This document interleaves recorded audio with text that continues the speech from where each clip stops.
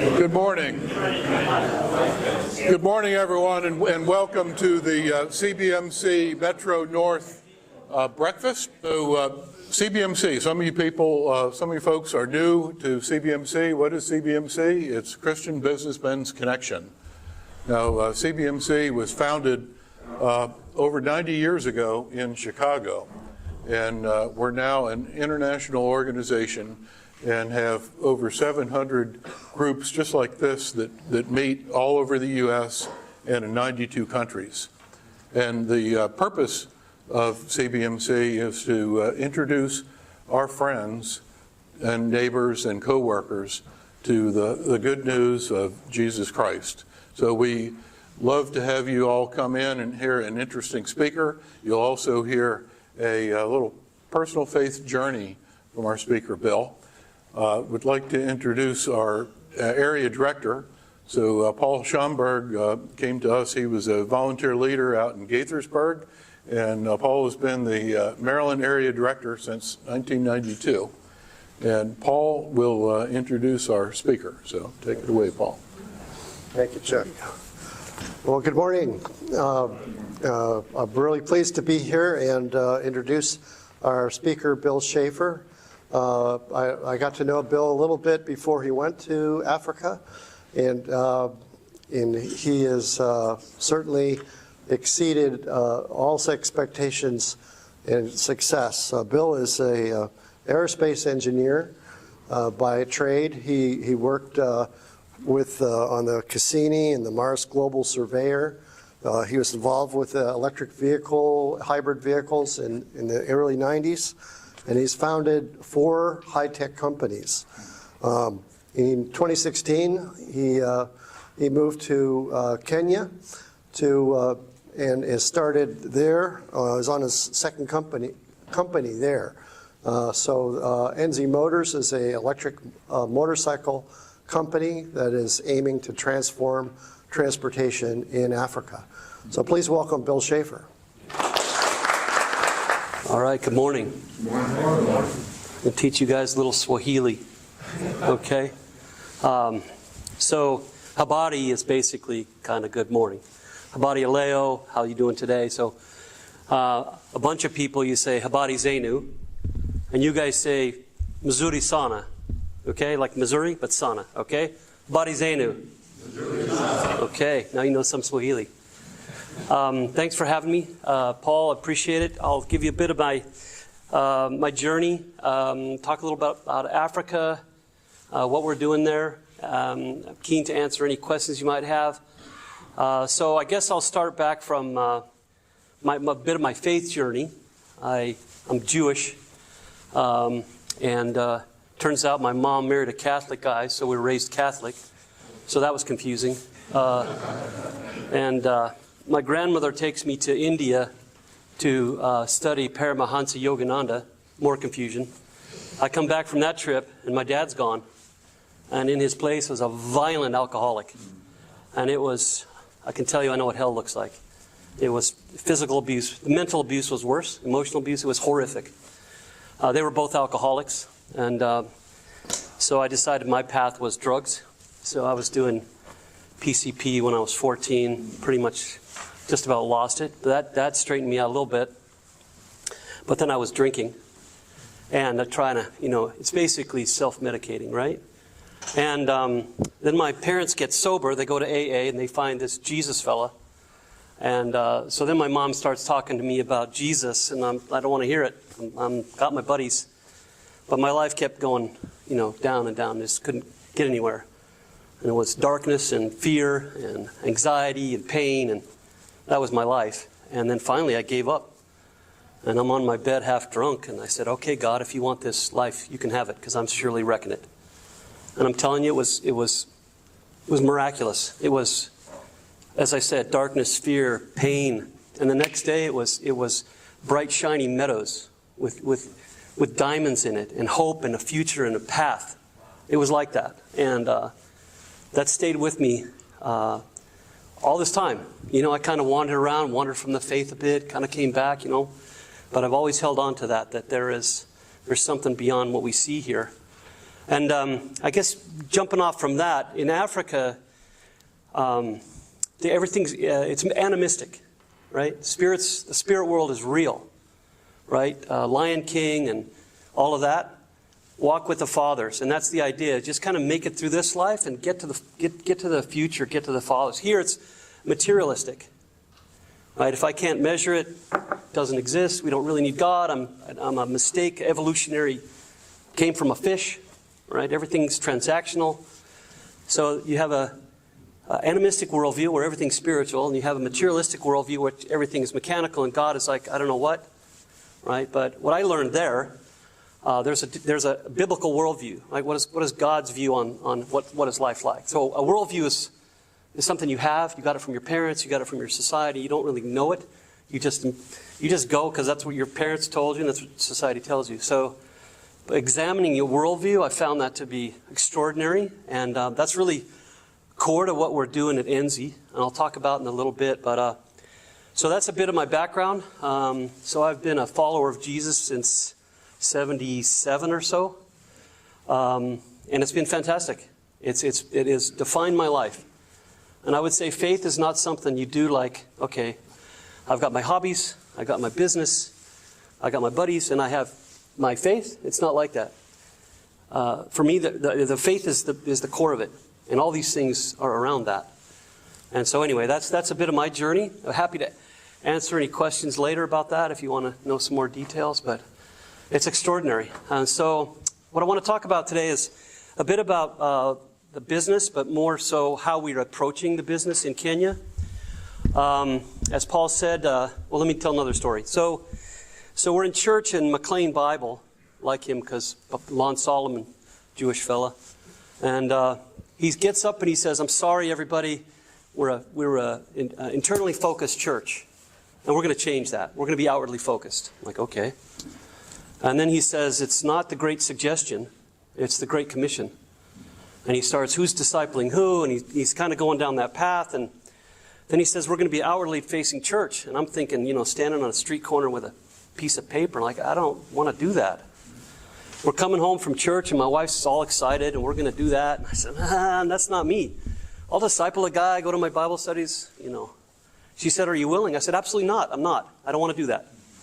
And then she goes, are you willing to be willing? Right? So what do you say to that, right? And so a couple months later, the church announces a mission trip to Ethiopia. I said, okay, I like Ethiopian food. Let's do that. To teach accounting to street vendors. I said, that'll be fun. So we signed up to go, and a couple weeks before we're going to go, there was an uprising in Ethiopia, and which happens. And so they route us to Kenya. I'm like, okay. So I'm a curious guy, so I'm Googling Kenya, Camp Brethren, and it's a school and an orphanage and feeding program, and that's cool. And one of the guys that had been through there, 10-day missionary kind of things, had put up a presentation he's from Pennsylvania, actually. And it's got the, pictures of the children, this PowerPoint slide, and the animals, and then there was a slide right in the middle that said, oh God, might you bring back pyrethrum? I'm like, what's pyrethrum? So I Googled pyrethrum Kenya, and it's a little flower. And I'll show you here. It looks like a daisy. It was the third largest export from Kenya, behind coffee and tea. And in the seeds is an oil that's the strongest insecticide on earth. And it's 100% organic. And this little town where we were going in Kenya happened to be one of the best places in Kenya to grow it. And so, and I'm saying, you need more money from the States. You're standing on a gold mine. Might we bring that back? So I get over there. My wife is 21 years sober a couple weeks ago. The chief, which is kind of like a town mayor, brings a bunch of drunk guys in, and she's talking to these alcoholics, and for 10 days. I'm talking to farmers, asking them about this pyrethrum and all. And we get back, and I can't get it out of my head.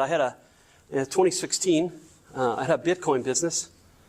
I got in Bitcoin, it was $10.42. So it's all up from there, and I'm like, it was rocking. I'm doing great, just minting money. And my wife worked at the Nuclear Regulatory Commission, and so things were great. And I said, I can't get these farmers out of my head.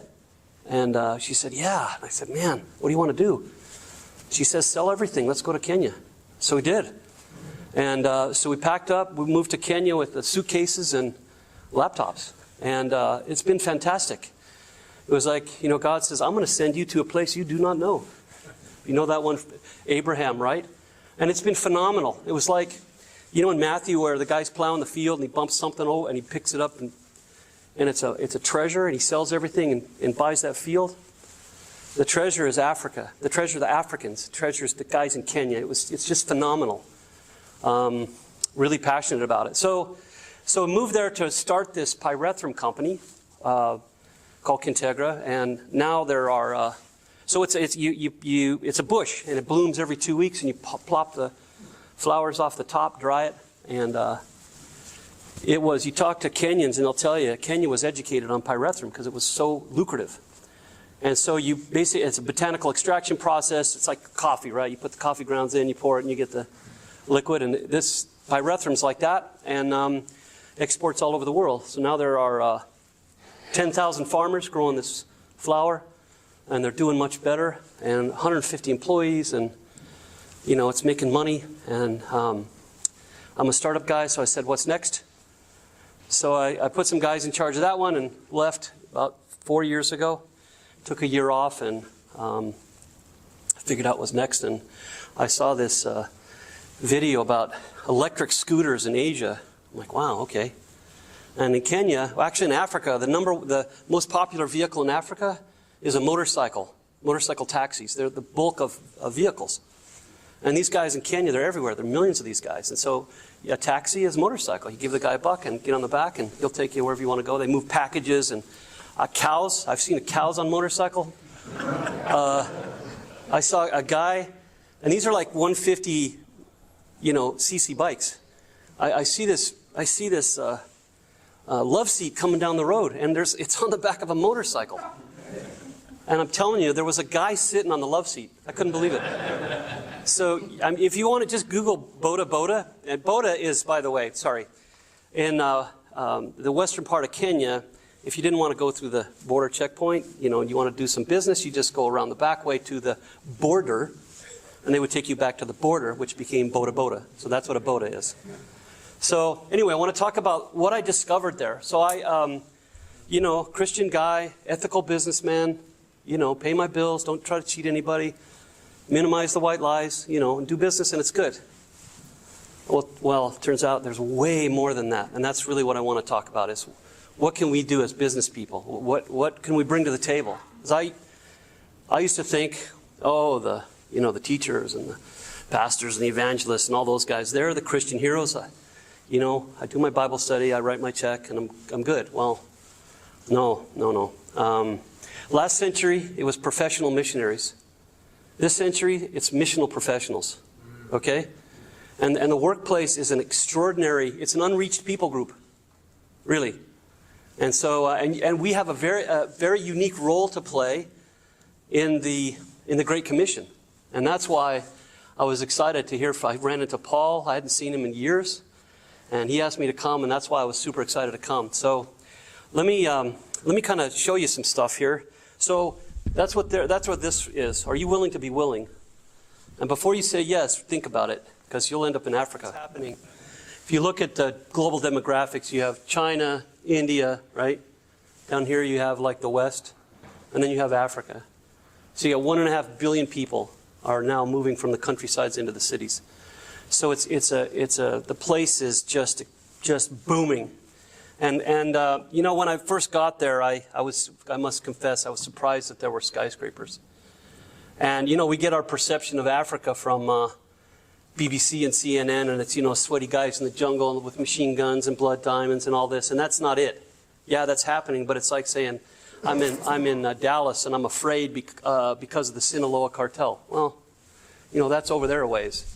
So it's not like that. Africa is dynamic. It's growing. The average African is 19 years old. So they're coming up, and there's unbelievable opportunity. So that one really caught my attention. Let me see if I can navigate this. Okay. So let me tell you about Enzi. Our goal is to revolutionize mobility. And as Paul said, I worked on a hybrid electric vehicle for Ford back in 1992, but batteries just were too expensive. It just wasn't going to make sense. But in the last 10 years, the cost of batteries has fallen tenfold. So now motorcycles are cost competitive. In fact, electric motorcycles half the cost of gasoline. And so we have a business. And there's so many opportunities there. When I was in Kenya, I met a guy named Dennis Tongoy, and he turned me on to a redemptive business. Like, what does that mean? What is a redemptive business?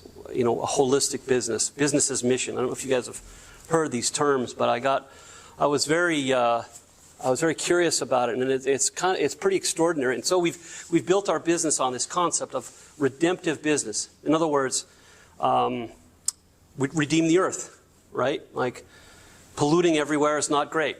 I don't know if any of you guys are old enough to remember when the river in Ohio caught on fire, right? That was bad. So what's your business? What are our businesses doing? What are we bringing to the table, right? What are we providing beyond money? And money's great. I love money. I mean, it's, you know, money makes things work, but it's not the thing. It's not even the main thing. It's not even the interesting thing. Let me kind of walk through my presentation here.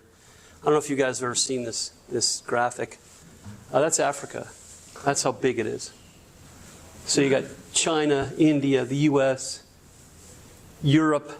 It's just an enormous place. And so as they say, Africa's not a country, right? It's a continent. It's wider than the Atlantic Ocean. It's just enormous. And so the first company I mentioned, Kintegra, the pyrethrum flower, so looks like this. It's beautiful. It's amazing. 100% organic.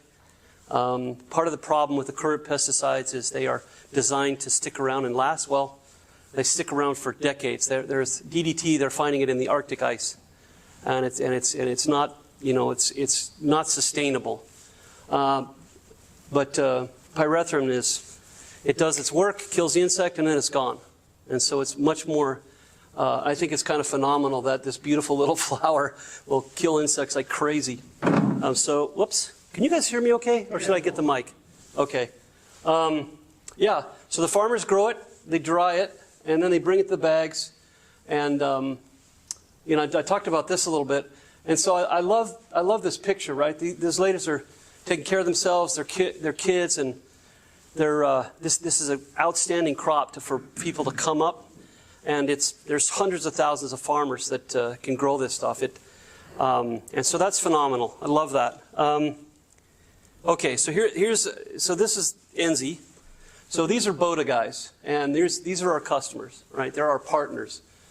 As I mentioned, 60% of vehicle traffic. They're last mile logistics. So you move a package, they can move anything anywhere. It's phenomenal. You know, you get to the airport, and a buddy of mine forgot his keys. Everybody's got a Boda guy. You call, you know, Eddie. Eddie goes up into your bedroom. He gets your keys. He brings your keys. It's like mind-boggling. And they have this stuff called M-Pesa there. It's digital currency. It's like Venmo, but you can give somebody 10 cents or $1,000. It's M-Pesa. Look it up. It's phenomenal. Each one of these guys supports 8 people. And so this is, you know, this is these guys, the ministry of these guys is core, right? Can we impart a biblically empowered worldview? These guys are all business guys. They're coming up. What's it look like to be you know, an ethical, a godly businessman? Another thing I learned from Dennis, he's kind of my rabbi. You know, you think, okay, it's my business, great, I'll do it my way. Then the next step is it's my business, I'll do it God's way. Oh, that's cool. The next step is it's God's business, God's way. And so you kind of transition to what you would say is more of a steward. And I mean, you still got to work hard, you still got to do your job, but it's a different perspective on how you approach the thing that God has given to you. And talk about redemptive business. This is our approach. So we think in terms of environmental care. So our motorcycles are zero emission. And then to just address this little issue, 90% of Kenya's electricity is renewable, right? So I've heard the knock against EVs, oh, you're just moving it to coal-fired power plants. Well, that's not here. And by the way, that's not such a bad thing because you can put pollution controls on one coal power plant versus 100 million vehicles. But anyway, so 90% of Kenya's energy is 100% renewable. And so really no emissions. Soul care, so we foster Christian discipleship and an empowered worldview with the Boda guys, our customers. They come in once a week. We talk about business, Jesus' way. We talk about self driving, right? Defensive driving. We teach first aid. We teach, financial literacy. We want to empower these young men. They're all 18 to 35.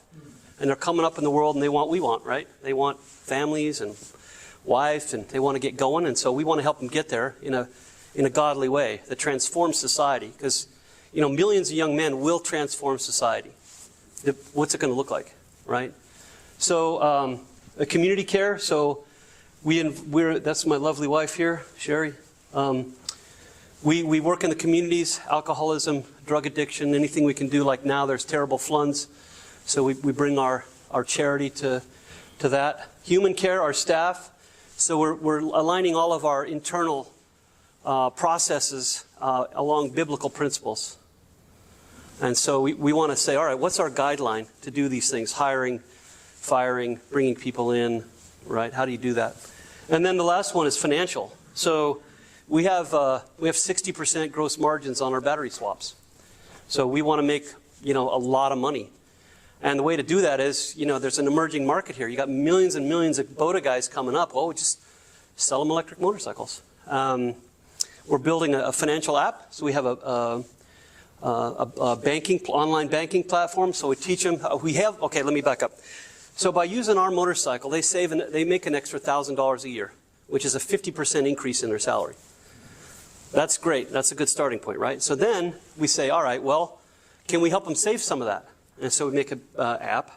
I want to save $1. I can just hit a button on the app, and that goes right to an interest-bearing savings account, right? So now we're helping them save some of that money. We can provide financial literacy, financial tools, and so forth like that. So we're spreading our engagement with our customers. And from a business, we're motivated to do that because the guys come in for a battery swap. So we sell them the motorcycle. We own the battery. They come in. They give me $5 and an empty battery. I give them a full battery. And we just do that day in, day out for years. So, so we're constantly engaged with these customers. And so that's how we think about a redemptive business, more than just money. We do think about money, but it's not the only thing. In fact, it's not even the interesting thing. I was Coca-Cola Consolidated, a biggest distributor of Coke products, multi-billion-dollar organization. Their CEO says, generosity drives cash flow. And they have the thing called T factor. If you ever get a chance to look that up, they're serious about having a godly business. And how do they do that? And you can look it up on T factor. All right, I mentioned this. So we're here. This is us, right? We're all missional professionals now. The professional missionaries, they did their job. 80% of the people in Kenya will identify as Christians. They built schools. They built hospitals. They really laid a lot of infrastructure, and now it's our job, right? Now it's discipling. Now it's building on top of that awesome foundation. That's a little look at Africa from a high-tech perspective. They call it the Silicon Savannah. It's fantastic. So anyway, that's. I wanted to open it up to questions, or how do we go next, Chuck?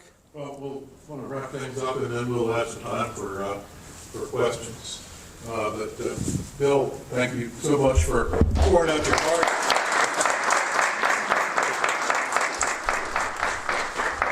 And we will do a little bit of Q&A, but because we're business people, we always have to do the paperwork. So there's a card in front of everyone, and I'm going to go through that in just a moment. But I want to kind of bring everybody back to the first part of Bill's presentation, where he shared how he surrendered his life to Christ. And really, that's our ultimate goal. Once someone is a believer, we want to help them integrate their faith with their life, if they're in business, to integrate their faith with their business. But step one is to have a personal relationship with Jesus Christ. So we're going to have an opportunity today for anyone who has not yet made that commitment or made that surrender. And I can think back on the time that I went to one of my first CBMC outreaches, and I had thought I'd made a commitment to become a Christian. I made a commitment to go to church every Sunday because I wanted to give God that 1 hour a week that He demanded of me.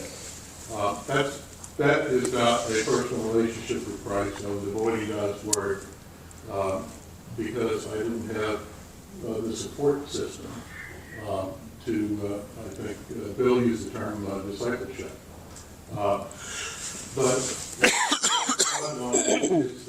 it's the best deal out there. It's the most expensive free gift that you will ever receive.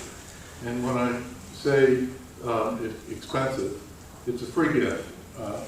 The receiving Jesus Christ as Savior is absolutely free, but it costs God everything. It cost Him His one and only Son.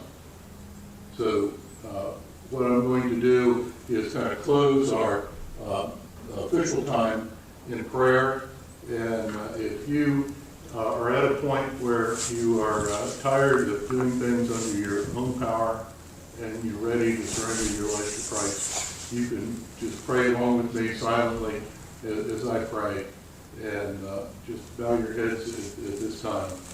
But Heavenly Father, Lord, I thank you, Lord, for the free gift that you give us of eternal life through your Son, Jesus Christ. Lord, I surrender my life to you.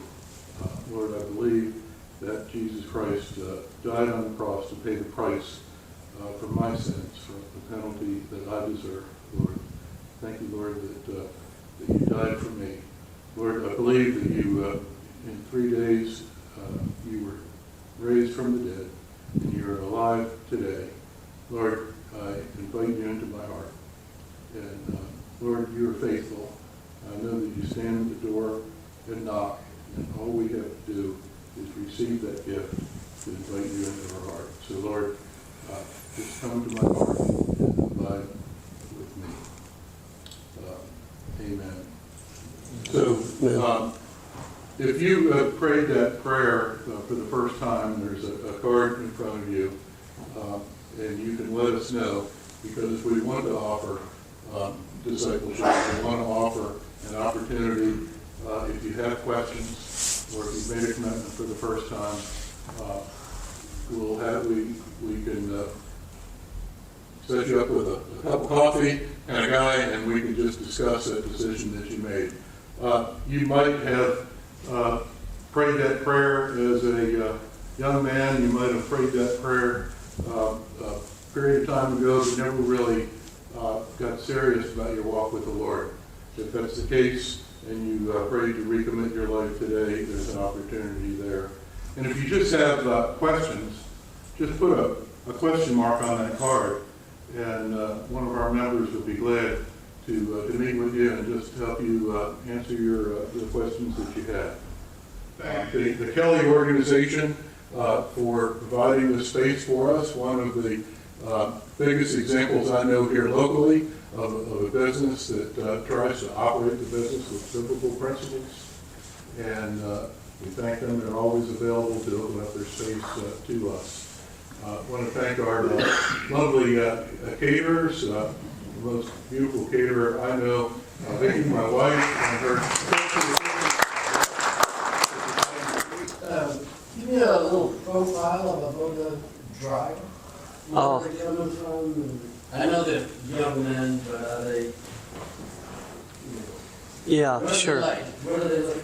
Yeah, that's love to actually. One of my most painful lessons as an entrepreneur engineer was to not ask my customers if they wanted what I had and they're willing to pay for it.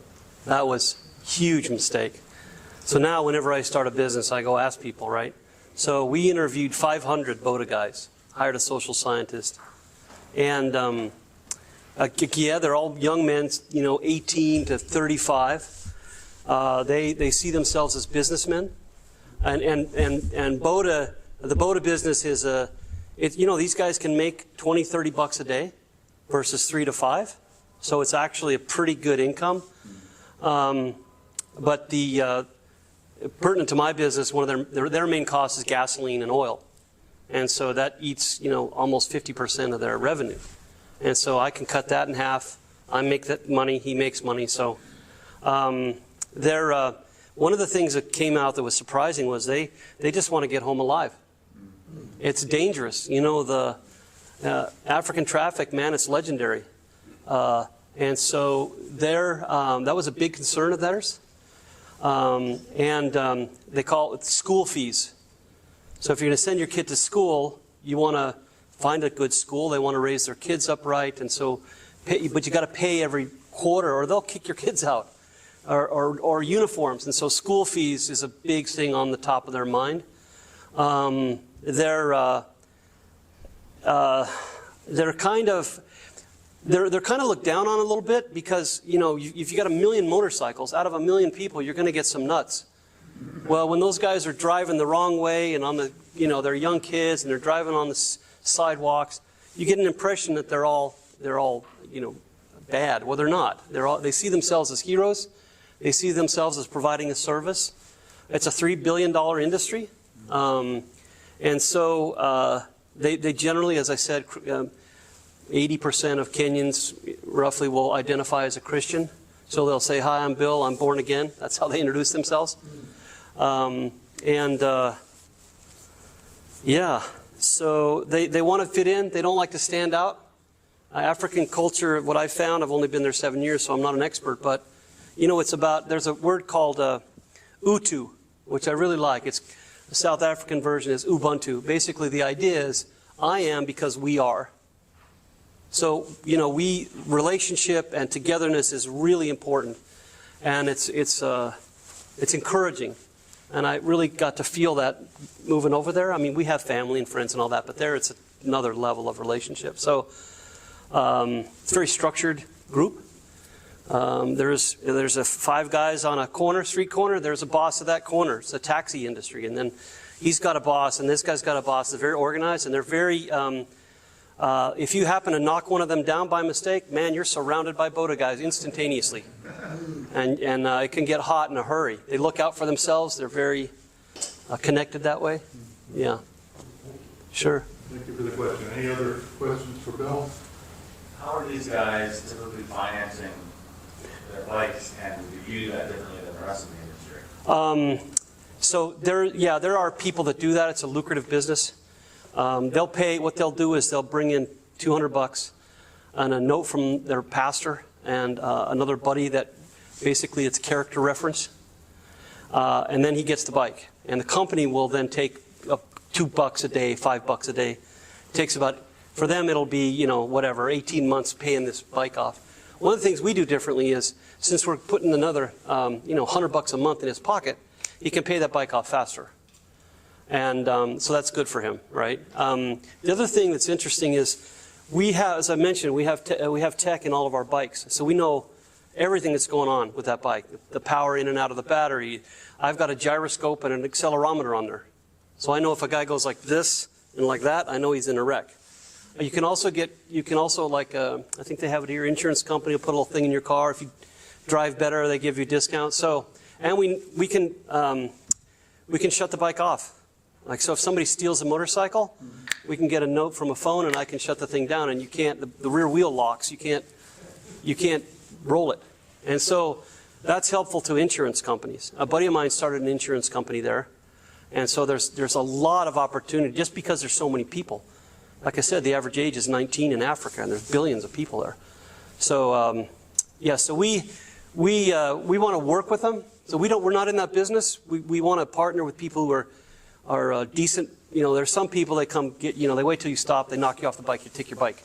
Some companies are, you know, they'll work with you. Like, okay, you got to go up country, see your mom. You know, we'll just keep the bike till you come back. So we want to be a redemptive partner, so to speak. Yeah.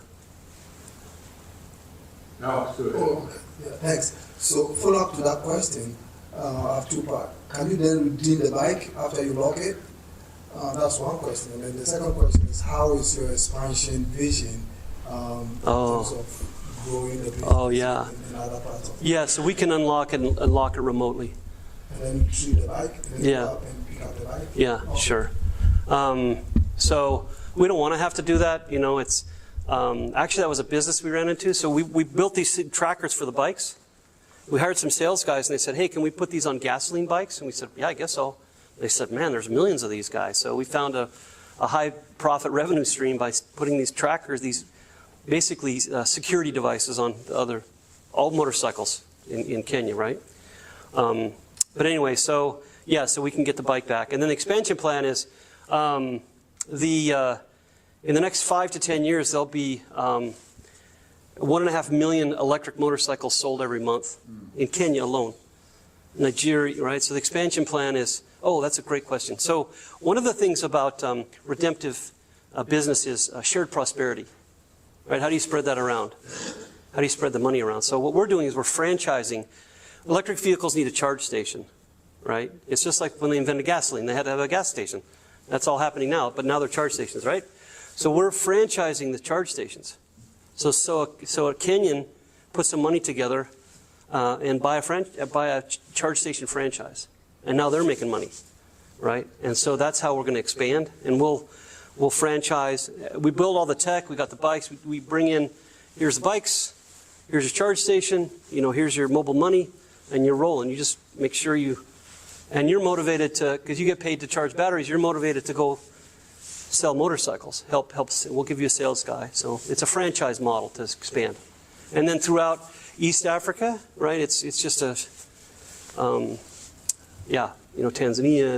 Rwanda, Uganda, Nigeria. Nigeria is going to be like the third largest. Second. I think it's going to be India, China, and then Nigeria in the next 50 years. Like most of the mega cities in the world are going to be in Africa, actually. So.